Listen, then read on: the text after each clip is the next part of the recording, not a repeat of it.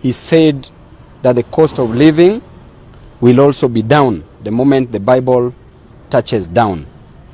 To our surprise, when the Bible touched down, the cost of living shot up to unimaginable levels.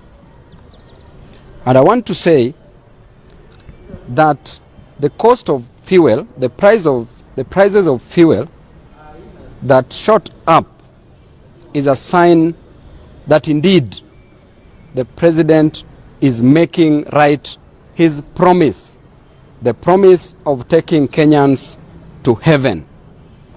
Yale mambo matatu, ile ya watu kwenda binguni, indeed is being exercised. And I want to say that increasing the price for fuel literally increases the cost of production. Therefore, the cost of living cannot be lowered if the cost of production goes up. The cost of electricity will automatically go up, taking into consideration that one of the ways of generating electricity is by the use of fuel, save for other means of generating electricity. The cost of water will automatically go up because for you to pump water, you will need electricity, which already is high. The cost of food will automatically go up because increasing the cost of fuel automatically increases the cost of any good and service that is supposed to be transported. Therefore, we don't have a country. We were promised that the bottom-up economy will salvage Kenyans from the shackles of oppression, from the bondage of oppression. And as we can clearly see, that indeed the bottom-up that we are being told is taking money from the people at the bottom and funding the people at the top wherever they are going.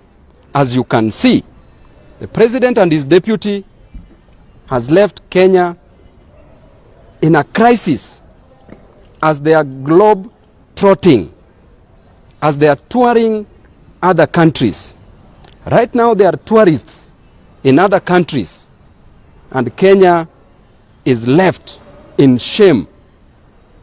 And therefore, the solution, the first solution to this, is that the current bipartisan talks that are going on should be called off. We advise the Azimio members who are holding the talks to walk out of the talks. It is not the time to talk, it is time to walk. We need to go, we need to communicate in a language that this government best understands. Instead of talking with the riffraffs, the miscreant gang that is claiming to own the shares of this nation, we need to talk with the mamamboga. We need to talk with the mamambogas who have no money, who have no transport cost to go and restock, who have no money to go and buy more stock because the cost of mboga is now at a higher price. We need to talk with the boda riders who have no money to refuel their bodas. Matatu industry who have no money to fuel their cars for businesses. We need to talk with the men and women, the parents of this nation, who have no money to transport their children to institutions of higher learning. We need to talk to the parents who have no money to pay for fees at the university. The current situation in the university is so wanting, where we are being promised by the government that they shall provide scholarships for 45,000 students across the nation, while currently they cannot disburse money for the ongoing students, for the students who are currently studying at the universities. If those standing cannot get their share, how will those crawling get their share? Therefore, whatever is happening at the Bomas of Kenya must be cancelled with an immediate effect. And the moment we resume to our normal operations, then the president and the deputy president shall come back to Kenya, because as things are, they are very comfortable. Wameenda kuogelea ng'ambo, Wakenya wakiumia hapa nchini. Wameenda kujivinjari ng'ambo, Wakenya wakati Wakenya wanaumia hapa nchini. So we are waiting for a major announcement, and then after that we need to stop singing and we start swinging. We are already suffering. The situation is already worse. And as things are, I can clearly tell you that one of the terms of reference, the main reason why the bipartisan talks were called, is to lower the cost of living. And as things are, the bipartisan talks are there, but the cost of living keeps on rising. Therefore, it will never be handled. And I told you, as simple as securities for these members of parliament have not been given back to them. If that cannot be given back to us, do you think the cost of living will be lowered? Do you think we will get anything meaningful from the bipartisan talks? And therefore, Kenyans are already dying. Kenyans know the way to heaven, because you've clearly shown them where heaven is, and I'm very sure Kenyans are ready to go to heaven. And that heaven, there is happiness. In heaven, there is no rent. In heaven, there is no cost of electricity. In heaven, you are not buying water. In heaven, there is free food. Therefore, let us meet in heaven. If there were jobs and if we were expanding our income, then it would be better to expand the expenditure. But you cannot expand the expenditure while the income is constant, and to some people have no jobs.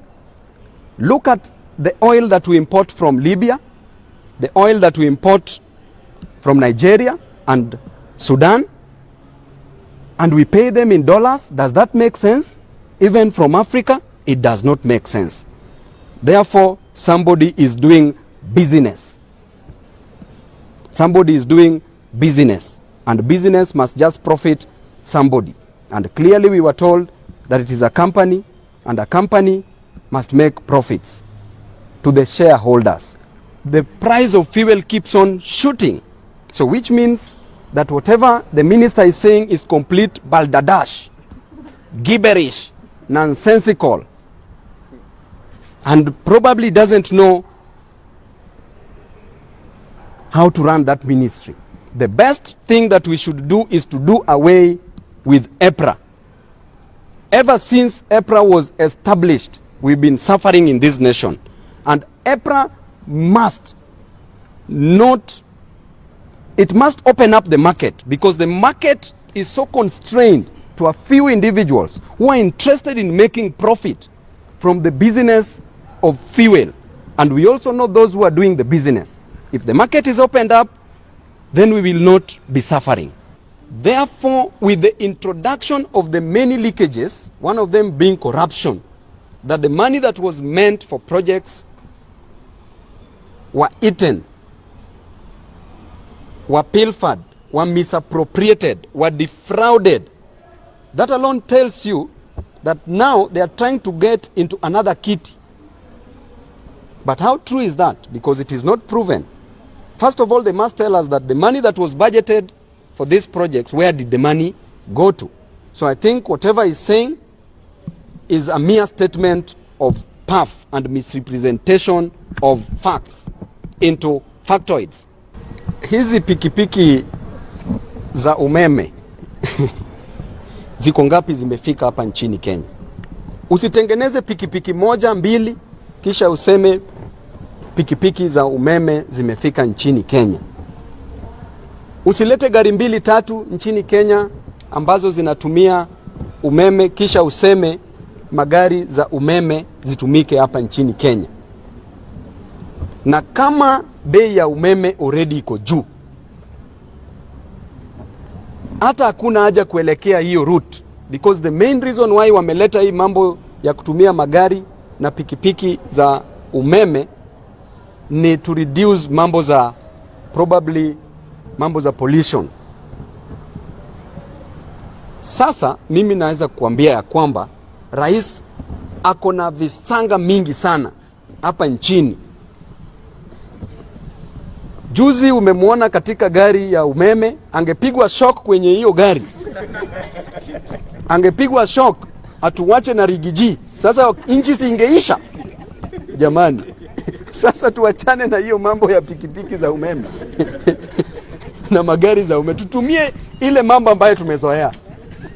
Ama vipi?